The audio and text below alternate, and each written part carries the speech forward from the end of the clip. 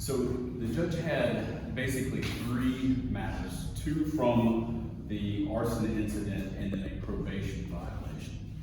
On the probation violation, he imposed a year in the penitentiary to serve. Then he had two new charges. That was the breaking and entering and the burning of the building.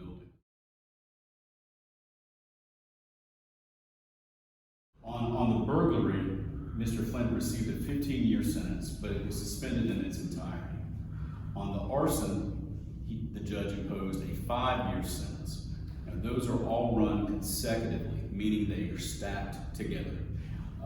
So ultimately, what Mr. Flint received was 21 years in the penitentiary, suspended after the service of 6 years. He will get credit for the time that he has served since his arrest on the arson. So he will receive almost half that time he has already pulled.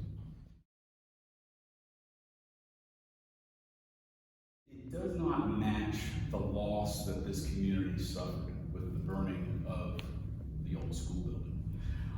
But I think it is a significant sentence based upon the sentencing guidelines as they're presently written.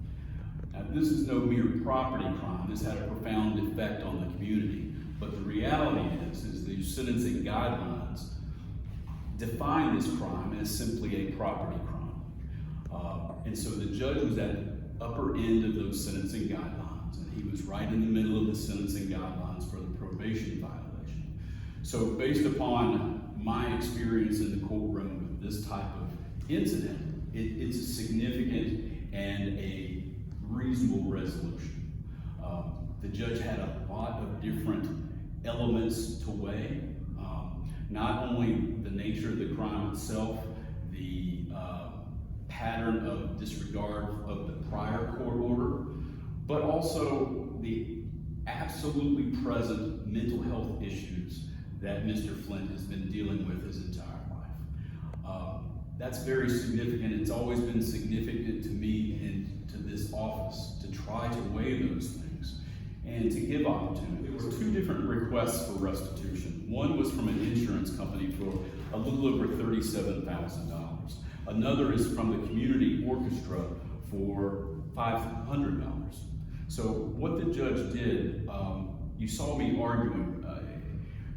Mr. Flint really has no prior employment history.